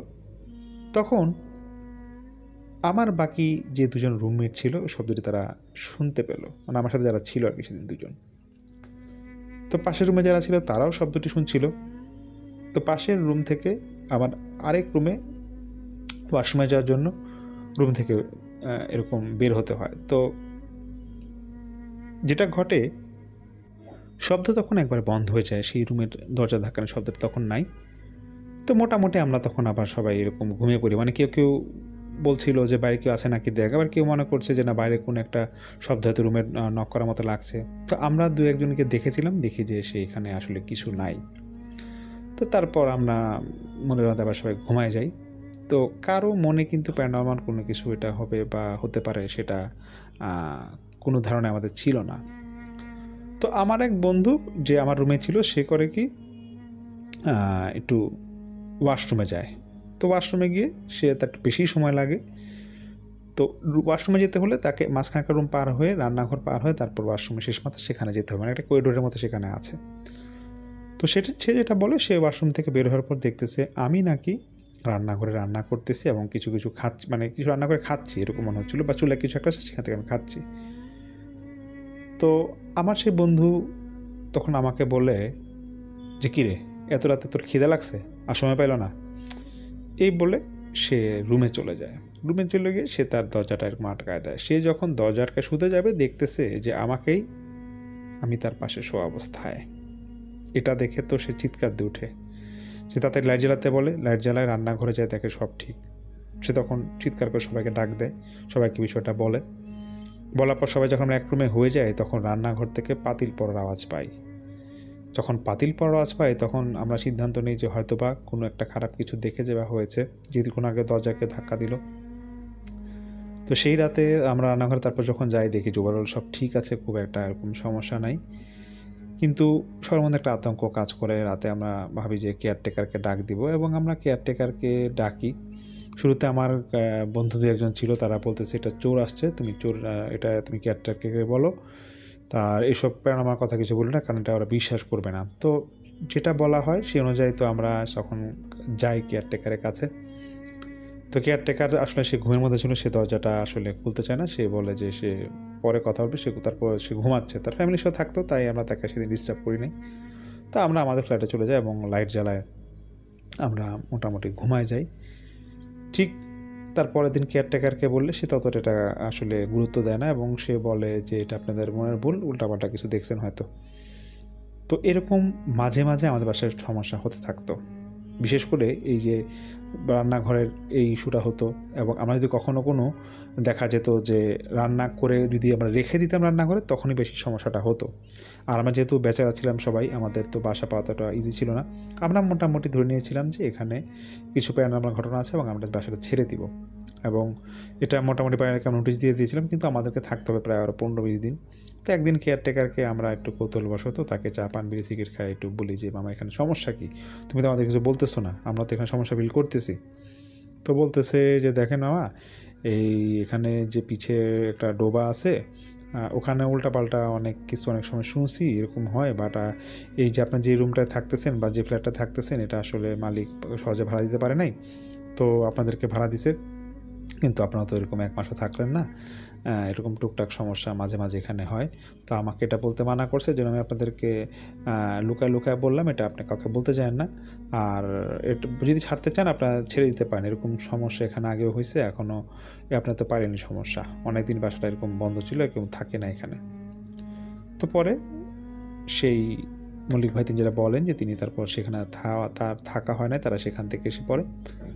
তো এটা ছিল আসলে বেসিক্যালি ওনার ঘটনা, উনি যেটা শেয়ার করেছেন এটি বাস্তব অভিজ্ঞতা তিনি মুখোমুখি হয়েছিলেন। তো শ্রোতা বন্ধুরা, আমি এখন চলে যাব আরেকটি ঘটনায়, যে ঘটনাটি আমাকে পাঠিয়েছেন মেহেদি ভাই। বেশ অনেক আগেই তিনি ঘটনাটি পাঠিয়েছিলেন। তো এটা 2022 সালের ঘটনা। যাচ্ছি আমি মেহেদি ভাইয়ের ঘটনায়। গত বছর ডিসেম্বরের 19 তারিখ রবিবার আমি আমাদের পাশে শিবগঞ্জ উপজেলার তেলিয়াপাড়ায় গ্রামে বেড়াতে যাই। সেখানে গিয়ে আমি সেখানকার এক চা দোকানদারের সাথে এক পর্যায়ে গল্প করতে করতে জানতে চাই যে এই গ্রামে কোনো ভৌতিক ঘটনা আছে কি না। তো অনেকেই ভাবতে পারেন যে আসলে কেন আমি সেই ঘটনা জানতে চাচ্ছিলাম। এটা আমার আগ্রহটা ছিল এই কারণে যে আমি জানতাম যে ভৌতিকতায় ঘটনা দিতে হয়, এই জন্য আমি মাঝে মাঝে এরকম ঘটনার কালেকশনে টুকটাক এই কাজগুলো করতাম। শুরুতে একটু ধন্যবাদ দিতে চাই ভাইকে যে আপনি এরকম সুন্দরভাবে ঘটনাটি সংগ্রহ করেছেন। যাই হোক, যাচ্ছি ওনার আবার ঘটনা ঠিক ওনার মতো করে। তো সেই চাচা, মানে সেই দোকানে যে চা দোকানদার ছিল, সেই চাচা ঘটনা বলা শুরু করলো, যা সেখানকার প্রায় সবারই জানা ছিল। ঘটনাটি প্রায় 17 থেকে 18 বছর আগেরকার। সেই গ্রামে একজন হিন্দু গরিব লোক ছিল, তার নাম ছিল শিবলাল। সে গরু ছাগলের চামড়া ছাড়িয়ে বাজারে বিক্রি করত। তো সেই চামড়াগুলো ছিল মরা গরুর বা ছাগলের। তো এই চামড়া বিক্রির টাকা দিয়ে সে সংসার চালাতো, মাঝে মাঝে দিনমজুরি করত। তো হঠাৎ একদিন বিকেলে তার কাছে খবর আসে যে তাদের পাশের গ্রামে এক গরু মারা গেছে। কিন্তু সেদিন তার গ্রামের একজনের জমিতে দিনমজুরি দিতেছে, তাই সে মনে করে সন্ধ্যায় গিয়ে চামড়াটা ছাড়িয়ে আনবে। কিন্তু সে সন্ধ্যায় বাড়ি এসে দেখে বাড়িতে বাজার নেই, তার বউ কী রান্না করবে, তাই সে এটা খুব টেনশনে পড়ে যায়। তাই সে তাড়াতাড়ি বাজারে গিয়ে বাজার করে বাড়ি আসে। কিন্তু তারপরও বাড়ি আসতে তার একটু রাত হয়, কারণ বাজার একটু দূরে ছিল। তো তাড়াতাড়ি তার যন্ত্রপাতি নিয়ে সে গরুর চামড়া ছেলার জন্য পাশের গ্রামের মধ্যে সে বেরিয়ে পড়ে। তো সে তো চিনবে না কোথায় গরুটা কবর দিয়েছে, তাই সে খোঁজ করলো যে কার গরু মারা গিয়েছে। তো অনেক খুঁজে গরুওয়ালার বাড়ি পায়। তো গরুওয়ালার জায়গার নাম বলে দেয়, কিন্তু সেই সাথে সাবধান করে দেয় যে সেই গরুর কবরের একটু দূরে গতকাল একটা মানুষকে কবর দেওয়া হয়েছে, সেই মানুষটা গলায় দড়িতে মারা যায়। তো গ্রামের মানুষ অলৌকিক ঘটনাগুলো একটু বেশি বিশ্বাস করে, তাই শিবলালকে বারবার নিষেধ করে দিছে যাতে এই রাতে সে ওখানে না যায়। তো শিবলাল বলে যে আজ চামড়া না ছাড়ালে হয়তো চামড়া পচে যাবে, হয়তো পরে চামড়াটা আর নেওয়াই যাবে না। তো শিবলাল একটু সাহসী, তাই সে অন্য কারো কোনো কথা তো আক্কা না করে সে সেই জায়গায় যায়, সেখানে যেখানে মানে যেরকম গরু কবর দেওয়া হয়েছিল। তো সেখানে গিয়ে সে দেখলো ঠিকই একটা জায়গায় মাটিটা একটু একটু ঢিবি হয়ে আছে। তো তখন হঠাৎ তার মনে হয় যে সে জিজ্ঞেস করতে ভুলে গেছেন যে এখানে মানুষের কবর কোন পাশে আর গরুর কবরটা কোন পাশে আছে। মানে গরুরটা কবর দেওয়া হয়েছিল, তার কথা হচ্ছে এখন গরু সেই কবর থেকে বা কবর এখানে গিয়ে গরুর চামড়া সে ছুলবে। তো সে তো আর সেখানকার নয় জায়গাটা যে না চেনাই স্বাভাবিক। তো সে ঠিক করে যে সে আর ফিরবে না, সে এখানে এসেছে এই ঢিবিটা খুঁড়ে দেখবে। তো যেই ভাবা সেই কাজ, সে তার হাতের চাকু আর কুড়ের ব্যাগ পাশে রাখে, কোদাল দিয়ে ঢিবির মাটি সরাতে থাকে। তো একটু মাটি সরাতে সে খেয়াল করলো যে সেখানে চাটাই দেওয়া এবং এর ভিতর থেকে কেমন জানি গোংরানির একটা আওয়াজ আসতেছে। তো সে যেন মানে কৌতূহলবশত চাটিটা এরকম সরাই ফেলে। চাটি সরাই ফেলতেই বাঁশের ফাঁকা জায়গা দিয়ে সে দেখতে পায় কবর ভিতরে একটা মানুষের লাশ বসে আছে। এটা দেখেই সে সেখানে স্থির হয়ে যায়, কারণ এটা দেখার জন্য আসলে সে প্রস্তুত ছিল না। সে খেয়াল করলো সে একটু নড়তে পারতেছে না, মনে হচ্ছে তার পা নড়তেছে না, একবারে বরফের মধ্যে দাঁড়ায় আছে, এরকম ঠান্ডা হয়ে আছে তার পা এবং নড়তেছে না, তার শক্তি সে হারায় ফেলতেছে। তো সেইভাবে সে কি হার্ট অ্যাটাক করবে না কিরকম কিছু একটা হবে নাকি তা। তো সে ভাবে যে যা বাবার যেটা হওয়ার হয়েছে, এখানে আর এক মুহূর্ত না সে দূরে পালাবে। কিন্তু পালানোর চেষ্টা করতেই কবরের এক পাশের মাটি ধসে পড়ে, কবরের মধ্যে মানে এরকম ধসে পড়ে আর কি, যার কারণে সেখানে থেকে বাঁশ একটু সরে যায়, আর সেই সরে যাওয়া স্থান দিয়ে তার বাম পা কবরের ভিতর চলে যায়। সে ভয় কাঁপতে থাকে, এগুলা কি হচ্ছে তার সাথে। সে তো তার উপর আর এরকম কাছে মিনতি করছে, কিন্তু তার ভয় কাটছে না। তারপর সে তার বাম পাটিকে উপরে তোলার চেষ্টা করে। সেই সময় যেন তার মনে হয় কেউ যেন তার পা ধরে নিচের দিকে টেনে নিয়ে যাচ্ছে। সে যতই পা উপরে তোলার চেষ্টা করছে, সে মনে করছে তার পা ধরে ততই নিচের দিকে নিয়ে যাচ্ছে। সে এইভাবে কতক্ষণ পা তোলার চেষ্টা করছে তার মনে নাই, সে তারপর তার জ্ঞান নেই, তার জ্ঞান হারিয়ে ফেলেছে। তো এদিকে শিবলালের দেরি হতে দেখে তার পরিবারের লোকেরা চিন্তা করে যে রাত 11টা পার হয়ে গেছে, লোকটা বাড়ি আসলো না কেন। তো বাড়িতে সবাই জানতো যে সে সন্ধ্যায় চামড়া ছাড়াতে গেছে, কিন্তু চামড়া ছাড়িয়ে বিক্রি করে আসতে এত রাত হওয়ার তার কথা না। তাই তাকে খুঁজতে তার পরিবারের লোকজন সেই পাশের গ্রামে যায়। সেখানে গিয়ে কিছু লোকজন সেই গরুর কবর দেওয়া জায়গাটা সেখানে যায় এবং অনেক খোঁজখবর নেয় যে কোথায় গেল না গেল। দেখছে যে ঠিক শিবলালই সেখানে কবর, মানুষের যেখানে কবর দেওয়া ছিল সেখানে অজ্ঞান অবস্থায় পড়ে আছে, তার একটা পা কবরের ভিতরে, যেখানে ওই যে লোকটা সাবজেক্ট করেছিল সেই কবর এখানে। তারপর সেখান থেকে তার পরিবারের লোকজন তাকে বাড়ি ফিরে আনে এবং তার অনেক চেষ্টা করা হয়, তার জ্ঞান ফিরে না। দেখা যায় তার পরের দিন বিকেলে জ্ঞান ফিরে এবং তার অনেক জ্বর হয়, আর সে শারীরিকভাবে অসুস্থ হয়ে যায়, সঠিকভাবে চিকিৎসা নিতে পারছিল না। এইভাবে সে প্রায় 1.5 মাস বাঁচে এবং শেষ পর্যন্ত সে নাকি এই জ্বরের কারণেই আসলে একটা সময় গিয়ে শিবলাল মারা যায়। শ্রোতা বন্ধুরা, মেহেদী ভাই যেটা বলেছেন যে বগুড়া থেকে তিনি ঘটনাটি পাঠিয়েছেন, বলেছে ভাই এটা একটা সত্য ঘটনা, আমি এটা সংগ্রহ করেছি শুধু ভৌতিকতার জন্যই। শ্রোতা বন্ধুরা দেখলেন মেহেদী ভাই কীভাবে ঘটনা সংগ্রহ করলো, চা দোকানে চা খেতে গিয়েছে, সেখান থেকে ঘটনা সংগ্রহ করেছে। শ্রোতা বন্ধুরা, আমি সামির এখন যাব আরেকটি ঘটনায়। এই ঘটনাটাও অনেক আগের একটি ঘটনাটি যিনি পাঠিয়েছেন তার নাম রিফাত আহমেদ। যাচ্ছি রিফাত ভাইয়ের ঘটনায়। আমি রিফাত আহমেদ, মিরপুর 1 থেকে বলছি। অনেকদিন থেকেই ঘটনা পাঠাতে চাই, কিন্তু সংকোচের কারণে পাঠাতে পারি না। আজ ছোট একটি ঘটনা শেয়ার করব যা সংগ্রহ করেছি আমার খালাতো ভাই মারুফ হাসানের কাছ থেকে। ঘটনাটি তার এক বন্ধুর সাথে ঘটে যাওয়া ঘটনা।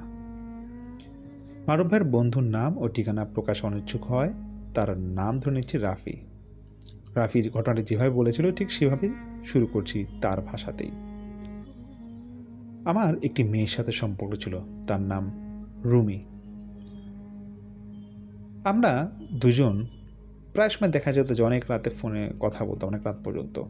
তা আমাদের গ্রামে নেটওয়ার্কের সমস্যা থাকায় ঘরে বসে কথা বলাটা আমার জন্য একটু অসম্ভব ছিল, তাই আমি বাইরে বেশি কথা বলতাম।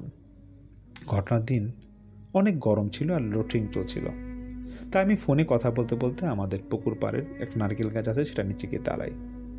তখন আনুমানিক রাত প্রায় 1:30 বাজে, গরমের রাত, আকাশ পরিষ্কার, চাঁদনি রাত ছিল। তো পুকুর পাড়ের বর্ণনা দিইনি, পুকুরটা বেশ বড় ছিল আর তার পাড় ঘেঁষে অনেক গাছ ছিল, এক কথায় জঙ্গলের মতো। তো আমি যেখানে দাঁড়িয়েছিলাম তার একটু পাশেই ছিল একটা হিজল গাছ, প্রায় 10-15 হাত দূরে। তো হিজল গাছের কথা এই জন্যই বললাম কারণ ঘটনাটি এই গাছকেই কেন্দ্র করে ঘটেছে। চারদিকে কোনো বাতাস ছিল না, অনেক গরম ছিল। তা আমি অনেকক্ষণ যাবতীয় রুমির সাথে কথা বলছিলাম। তো কথা বলার এক পর্যায়ে আমি কেমন জানি অস্থির অনুভব করতে লাগলাম, একটা ভ্যাপসা গরম বাতাস অনুভব করলাম এবং মনে হচ্ছে যে বাতাসটা একটা গরম বাতাস, এবং নিজের অজান্তেই গায়ের লোম তখন দাঁড়িয়ে গেল। যদি আমি অনেক রাত পর্যন্ত বাইরে থাকি আর গ্রামের ছেলে হিসাবে এসব ব্যাপারে ভয় একটু কমই ছিল আমার, তবুও সেদিন গায়ে কেমন জানি একটা কাটা দিয়েছিল। যেহেতু রাত অনেক গভীর ছিল, চারপাশ অনেক স্তব্ধ ছিল, শুধু দূর থেকে 1-2টা শিয়াল আর ঝিঝি পোকার আওয়াজ আসছিল। তার মাঝে আমি শুনতে পেলাম পানির মাঝে থপ থপ যেরকম একটা আওয়াজ, এরকম একটা আওয়াজ। তো আমি কিছু চিন্তা না করে পিছনের দিকে তাকাই আর আমার চোখ সরাসরি হিজল গাছের ডালের দিকে যায়, যে ডালটা পুকুরের পানির উপর ছিল। তো আমি দেখতে পাই যে ডালে একজন নারী অবয়ব বা নারী মূর্তির মতো কিছু একটা হবে, চুলগুলো ছেড়ে দেওয়া, সব চুল পানিতে পড়েছিল। তো জ্যোৎস্নার আলোতে আমি স্পষ্ট দেখতে পেলাম ডালে বসে নারী মূর্তিটা কিছু খাচ্ছে, আর সে ডালটি ছিল পুকুর থেকে আনুমানিক 6 হাত কি 7 হাত উপরে। আমি পরিষ্কারভাবে দেখলাম অবয়বটি সেই উঁচু ডাল থেকে পানিতে হাত বাড়িয়ে পুকুর থেকে মাছ তুলে খাচ্ছে। এটা দেখার পর আমি আর কোনো দিকে দিক বিদিক না পেয়ে কথা বলতে পারছিলাম না, মুখ থেকে কোনো আওয়াজ বেরোচ্ছিল না। ফোনে রুমি আমাকে অনেকবার ডাকছিল। কিছুক্ষণ পর আমার হুঁশ আসে তার ডাকে। আমি রুমিকে বলি, তুমি ফোন কাটো না কেন? তখন রুমি বলে, তোমার কোনো সমস্যা হয়েছে? তখন আমি ভয়ে বলতে থাকি, তুমি কথা বলতে থাকো, তুমি কথা থামায়ও না। তো আমি আল্লাহ নাম নিতে নিতে নিঃশব্দ সেখান থেকে বাড়ির দিকে হাঁটা শুরু করি। তখন আমি অনুভব করি আমার কাঁধের কাছে কেউ জোরে জোরে নিঃশ্বাস নিচ্ছে, আর সেই নিঃশ্বাস জুড়ে ছিল একটা মাছের আষ্ঠার গন্ধ, কাঁচা মাছের গন্ধ। তারপর দুবারের মতো আর পেছনে ফেরার তাকানোর কোনো সাহস পাই নাই। কোনো মতে বাড়ির মেন গেটের সামনে এসে মা বলে চিৎকার দিয়ে আমি বসে পড়ি। যখন আমার জ্ঞান আমি ফিরে পাই তখন দেখি ফজরের নামাজও হয়ে গিয়েছে, তখন মাত্র ভোর হবে। তারপর আমি বাড়ির সবাইকে সব কিছু খুলে বলি। এরপর আমার শারীরিক অবস্থার অবনতি হতে থাকে, আমার শরীরটা অনেক শুকিয়ে যেতে থাকে। এখনও সেই ঘটনাটায় মাঝে মাঝে স্বপ্ন দেখি, এবং তারপরে মোটামুটি আমি এখন আগের থেকে এখন অনেক স্বাভাবিক হয়েছি।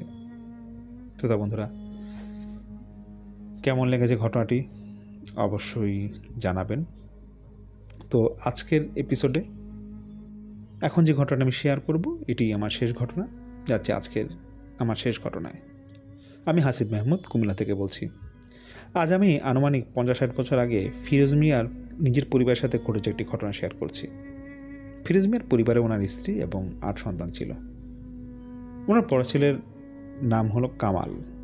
কামাল ভাইয়ের একটা ভুল কাজের পরিণতি কী হতে পারে সেই ঘটনায় আজ আমি আপনাদের মাঝে শেয়ার করব। ঘটনাটি ঘটেছে কুমিল্লা শহরের আশেপাশের কোনো এক গ্রামে। সঙ্গত কারণেই আমি গ্রামের নাম উল্লেখ করতে পারছি না, তবে কুমিল্লা শহরের পাশ দিয়ে বয়ে চলা সেই গোমতী নদীর কোল ঘেঁষে গ্রামটির অবস্থান। ফিরোজ মিয়া পেশা ছিলেন একজন কৃষক। তিনি তার নিজের জমিতে চাষাবাদ করে সংসার চালাতেন। ফিরোজ মিয়াকে তার সন্তানেরা কাজে সাহায্য করতেন। তো ফিরোজ মিয়ার চাষাবাদ করা জমিগুলোর মধ্যে একটি জমির পাশেই ছিল একটা শ্মশান, আর শ্মশানের একটু অদূরে ছিল একটা মন্দির। তো এই শ্মশান আর ওই মন্দির বাংলাদেশে মুক্তিযুদ্ধের পর থেকে পরিত্যক্ত অবস্থায় রয়েছে। যুদ্ধের আগে এই মন্দিরে হিন্দু সম্প্রদায়ের মানুষজন নিয়মিত পূজা অর্চনা করত। তো মন্দিরের পাশে থাকা শ্মশানের বর্ণনা যদি দিই তাহলে তা ঠিক এমন: শ্মশানের অর্ধেক অংশ ছিল সমতল, যেখানে মৃতদেহ দাহ করা হতো, কিন্তু শ্মশানের বাকি অর্ধেক অংশ ছিল উঁচু টিলার মতো, যেটা সমতল অংশ থেকে প্রায় 50-60 ফিট এরকম উঁচু ছিল। তো যুদ্ধের কারণে এই এলাকায় হিন্দু সম্প্রদায়ের মানুষজন অন্যত্র চলে যায়, যার জন্য পরিত্যক্ত হয়ে যায় এই শ্মশানটা। তো এইভাবে বেশ কিছু বছর পরিত্যক্ত পড়ে থাকার কারণে এই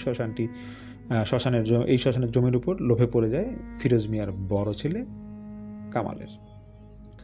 তো কামাল ভাবে যদি এই জমিটা নিজের দখলে নেওয়া যায় তাহলে টিলার মাটি কেটে সমতল করে জমি হিসেবে সে চাষাবাদ করবে। তো শ্মশানের পাশে নিজেদের জমি থাকার কারণে খুব সহজেই কামাল শ্মশানটা দখল করে নেয়। কামাল ঠিক করে যে সে এবার শ্মশানের এই টিলার মাটি কেটে নিজেদের একটা পুকুর ভরাট করবে। তো কামাল তার বাবা ফিরোজ মিয়াকে এই কথা বললে ফিরোজ মিয়া প্রথমে রাজি হয় না। ফিরোজ মিয়া কামালকে বলে যে বাপ, তুই এই কাজটা করিস না, এটা অনেক পুরনো একটা টিলা, এই টিলাটা কাটা মনে হয় না তো ঠিক হবে। কিন্তু কামাল নাছোড়বান্দা, সে টিলা কাটবেই। ফিরোজ মিয়ার সামনে থেকে চলে যায় এইসব কথাবার্তা বলে। তো সেদিন রাতে ফিরোজ মিয়া একটা স্বপ্ন দেখে। তো ফিরোজ মিয়া স্বপ্ন দেখে কালো দেহের লম্বা একটা অবয়ব তার ঘরে প্রবেশ করলো। তো ফিরোজ মিয়া দেখলো অবয়বটি তাকে উদ্দেশ্য করে বলছে যে, ফিরোজ, তোর ছেলেরে বলে দিস এটা শিবের টিলা, এই টিলার উপরে আমার বোনেরা থাকে, আমার বোনদের আবাস নষ্ট করলে তোর সন্তানদের আমি ছাড়বো না। এই বলে অবয়বটি ঘর থেকে বেরিয়ে যায়। এই স্বপ্ন দেখে সাথে সাথে ফিরোজ মিয়ার ঘুম ভেঙে যায়। সকাল হলে তিনি কামালকে ডেকে তার রাতে দেখা স্বপ্নের কথা বলেন এবং কামালকে টিলার মাটি কাটতে আবারও তিনি বারণ করে। কিন্তু কামাল বলে এসব উল্টাপাল্টা স্বপ্নের কথা বলে লাভ নাই, সে টিলা কাটবেই। তো কয়দিন পর 10-15 জন শ্রমিক নিয়ে টিলা কাটতে শুরু করে কামাল। তো সারাদিন শেষে তারা টিলারের একটা অংশ কেটে ফেলে এবং সন্ধ্যা হয়ে গেলে তারা কাজ বন্ধ করে চলে যায় আবার পরের দিন মাটি কাটবে বলে। বিপত্তি ঘটে তার পরের দিন। কামালকে সকালে কোথাও খুঁজে পাওয়া যাচ্ছে না, তার ঘরের ভেতর থেকে ছিল বন্ধ, কিন্তু কামাল ভিতরে ছিল না। কামালকে খুঁজে পাওয়া যায় নিখোঁজ হওয়ার বেশ কিছুদিন পর গোমতীর পাড়ে চড়ে একটা জারুল গাছের নিচে সম্পূর্ণ পাগল অবস্থায়। কামালকে যেদিন পাওয়া যায় সেদিন রাতে ফিরোজ মিয়া আবারও স্বপ্ন দেখে। সে অবয়বটা ফিরোজ মিয়াকে বলছে, তোর ছেলে আমার টিলা কাটছে, আমার বোনদের থাকার জায়গা নষ্ট করছে, তো সন্তানেরাও ঘরে থাকতে পারবে না, পাগল হয়ে রাস্তায় ঘুরে বেড়াবে তো সন্তানেরা। তো এই স্বপ্ন দেখে ফিরোজ মিয়া ঠিক করেন তাকে কোনো বড় হুজুরের কাছে নিয়ে যেতে হবে বা বড় হুজুর আনতে হবে। তো যিনি এই ঘটনার এই সমস্যার একটা সমাধান দিতে পারে, তার এটা খুব চিন্তা ছিল সেই ফিরোজ মিয়া। তো অনেক খোঁজাখুঁজির পর ফিরোজ মিয়া একজন হুজুরের সন্ধান পান। তো হুজুর এসে সব ঘটনা শুনে বলেন তিনি রাতে জিনকে হাজির করবেন, তাকে যেন একটা পবিত্র ঘরের ব্যবস্থা করে দেওয়া হয়। তো হুজুর রাতে কামালের উপর জিনকে হাজির করে ঘরটাকে একটা পরিষ্কার ঘরের মধ্যে তাকে বসানো হয় হুজুরকে, এবং তিনি তার মতো রিচুয়াল পালন করে। তো অনেকক্ষণ চেষ্টা করে যখন কামালের উপর জিন হাজির করা হয়, তা কামাল তখন বলে উঠে, আমায় কেন ডাকলি? তো হুজুর বলে যে, তুই কে আর তুই ওকে পাগল করছিস কেন? তো কামালের ভেতরে থাকা সে উত্তর দেয় যে, আমি শিব, এই টিলা আমার, এখানে আমার বোন শিখা আর পূজা থাকতো, এই জানোয়ার এসে টিলা কেটে ফেলছে, তাই তার এই অবস্থা করছি, আর বাকিগুলোর ওর পরিবারের বাকিগুলোর একই অবস্থা হবে। তো হুজুর বলে, অনেক বুঝায় যে ক্ষতি করিস না, চলে যায়, অনেক কথা কাটাকাটির পর্যায়ে যখন কথা দেওয়া হয় যে এখানে টিলার কাটবে না, তখন তারা ভোগ চায় 2টা খাসি এবং তারা চলে যাবে। তো ফিরোজ মিয়া সেই অনুযায়ী তার কাজ করে এবং তারপর ওটা খাসি দেওয়ার ব্যবস্থা করলে তারপর সেই টিলার উপর নাকি খাসিগুলো রেখে দেওয়া লাগে এবং আশ্চর্য হচ্ছে খালি খাসিগুলোকে টিলার উপর রেখে দেওয়া হয়, তা রাতের বেলা সকালবেলা সেখান থেকে তাকে সেই খাসিগুলো পাওয়া যায় না। তো তারপর কামাল স্ত্রী আস্তে আস্তে সুস্থ হয়ে যায়, তার আসলে কোনো সমস্যা হয় না। তো শ্রোতা বন্ধুরা, আজকের এপিসোডে বেশ কিছু ছোটো ঘটনা শেয়ার করলাম। অবশ্যই আপনারা শুনেছেন হয়তো ঘটনাগুলো, কেমন লেগেছে অবশ্যই বলবেন, এবং আপনাদেরকে যেটা বলবো, ঘটনা পাঠাতে দেরি করবেন না, ভৌতিকতা@gmail.com এই ঠিকানায় পাঠিয়ে দিবেন আমাদেরকে ঘটনা। সবাই ভালো থাকবেন, সুস্থ থাকবেন। আমি সামির আনসারি বিদায় নিচ্ছি। আসসালামু আলাইকুম।